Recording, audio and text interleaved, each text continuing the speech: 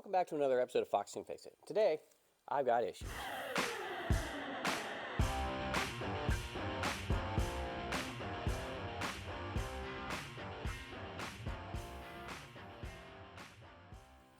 My issue is this. This is the vacuum advance off my distributor. Now, the way this works is you get manifold vacuum right here, and at idle with high vacuum, it pulls in on this lever. This lever is connected to a stator inside the distributor, which then rotates and advances the spark. If you get a wide open throttle, the vacuum drops, this drops back. You retard the timing so you don't get pinging and detonation. That's what it does. Let's make sure my vacuum gauge works first. Yep. Let's test this. I'm pretty sure that this vacuum advance is bad. This should hold a vacuum when I pump it, and it should move the lever. And does it? Let's check. Nope, no movement, and it just completely bleeds off. So this vacuum advance is bad. And to be honest, I've already ordered another one. It is apparently a special order part, even though they made millions of Hondas that had this exact same one. Then I had an idea. Good one?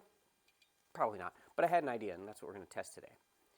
My idea is that since inside here, this is just a rubber diaphragm that has rotted or gone bad or dried out or whatever you want to say, maybe we can bring it back to life with Flex Seal. Laughing as I'm saying it, but I think maybe it could be done. So what I've got is I have this turned flush so that as the Flex Seal goes in, it should fully coat this diaphragm as evenly as possible. See if we can do this here. That should probably be enough to do it. I don't want to overfill it or it won't work at all. I don't want this passage to be clogged, so I'm going to clear it out with a regular straw. Okay, that passage is clear. We're going to let this sit for, what does this say? 24 to 48 hours. So, who knows, maybe Flex Seal will actually work to fix a vacuum advance diaphragm. This may be a quick fix. That's really kind of what I'm trying to figure out is, will this be a quick field fix for a bad diaphragm on something? All right, well, we will come back and see how this goes. Okay, so it's been a little over 24 hours. The Flex Seal should be at least partially set up here. I've got the vacuum gauge on it. Let's watch the gauge and see if it worked. Did it work? Anybody? Anybody? It did not work, and the United States sank deeper into the Great Depression. Well, you know, 3, 2, it doesn't always work. 1. Luckily, my new one actually came in early, so here's what it should do. Plug this in. Can you keep an eye on the vacuum gauge and keep an eye on this leg right here. See how that pulled in and see how it actually holds vacuum? That's what it's supposed to do. There you go. It doesn't move much. It moves like 1/4 inch. Let's put this on and then we'll reset the timing and see what happens, or at least set the timing, not reset. I mean, it's close, but we gotta fix it. So the vacuum advance goes in this hole right here. It's a little finicky to get in because I haven't taken anything off. I don't feel like taking anything off. It will fit. Goes right in the side here. Just like that. And then it goes up and over this little leg right there. There's no clip for it. It just actually goes and sits on it. Make sure it's actually on there though. There we go. You can see it's definitely attached. Okay. That's it. There is no clip. There is no special tool for that. The only thing left is a screwdriver and a couple screws. I don't want to snug that one down yet because I need to get the other one started. There we go. There's no good way to get a screwdriver on this.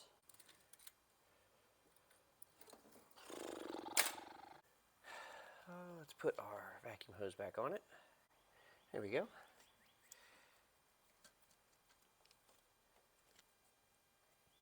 Nope, it's not. All right. We should be able to start this and run it now and get it warmed up. So that's what I'm going to do. I'm going to go ahead and get this started, get it run up and warmed up, and then we'll check timing on it. All right, so the car's warmed up. I've got idling right around, I don't know, 800, 900. It's a guess. It's under 1,000 on the tach, above 500, and on the upper side of it, it's somewhere around 800. On the timing chart here, ignition timing, 5-speed, 18 degrees plus or minus 2 degrees. So we should be looking for somewhere between 16 to 20 degrees of timing at idle. And with this one, you leave the vacuum advance plugged in when you check it. It's weird, I know. Okay, I'll show you how we do this. All right, so what we do is I've got my spark plug lead for my timing light on the number 1 cylinder. I've got my power connected to my timing light. Down here, if you can see it, I put a white mark on the bell housing right outside where the timing mark is for the actual flywheel. When I turn the timing light on, we want to try to line that mark up with 18 degrees. So I'll go ahead and set my timing light. I set it to 16 actually. I pulled it back a little bit, so we'll put it there. Timing light to 16. And when I pull the trigger, it's not the easiest thing to see, but you can see that white timing mark right in the middle on the flywheel as my timing light pulses on it. It's lined up right with my white mark. I know it's not easy to see. Let me go ahead and shut this off. And I'll show you just on the distributor how far off the timing was. Here's the hold down bolt, okay? This wear mark or clean spot or whatever you want to call it is where the timing was. It was almost completely retarded. So if you move it with the rotation, you retard the timing.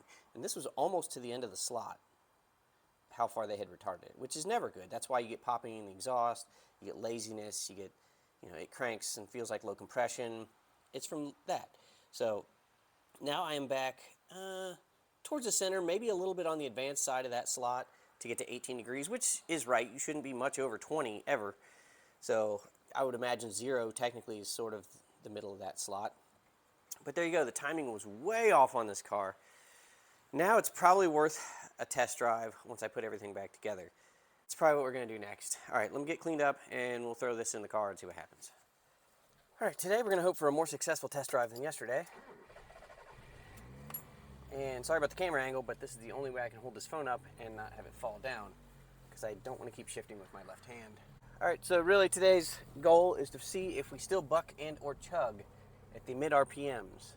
I'm hoping no. I'm hoping that problem is resolved. If so, this thing is pretty much ready for work. Except for the whole gas gauge doesn't work thing.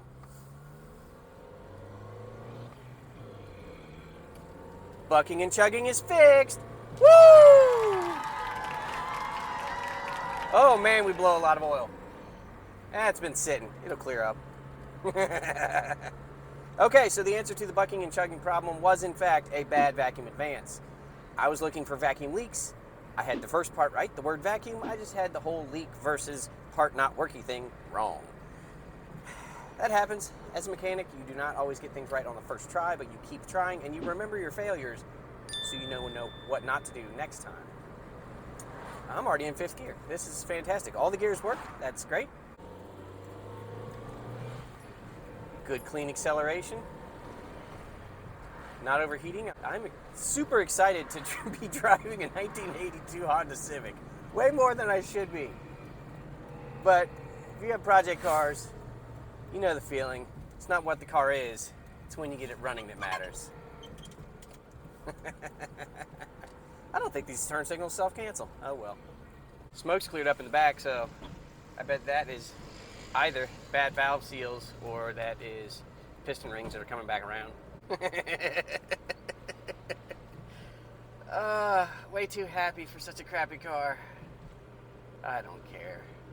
And that's gonna outdo the gas mileage on my current daily driver by like 200%, up to 300% possibly. No, not 300, that's a lie. Up to 200%, more likely it will double it or double and a half, which would that be 250? Somebody tell me. I don't know how that whole thing works. 50% better would be 7.5, 15 is 30, would be 100% better. Yeah, it could get possibly up to 200% better. This is the greatest thing I've ever done in the past 24 hours. It's not bad at all. It's really not bad.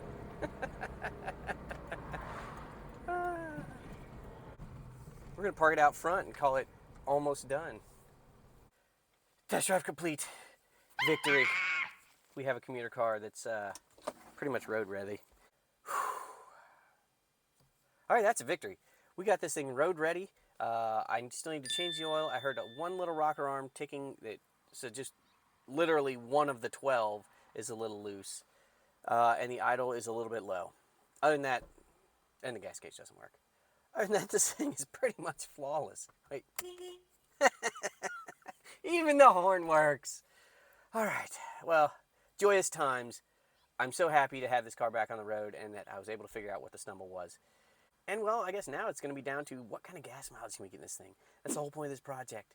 So we'll have to fill the tank up, and then I'm going to have to get the gas gauge working. Otherwise, I'll never know how much gas it has in it. But I think fill the tank up, drive it 100 miles, fill it up, and see what kind of mileage we get. That would probably be the best way to do it before we go taking it to work. So, all right, well, I'm very happy today. We fixed some stuff, and I hope to fix some more stuff next time. Please like, share, and subscribe.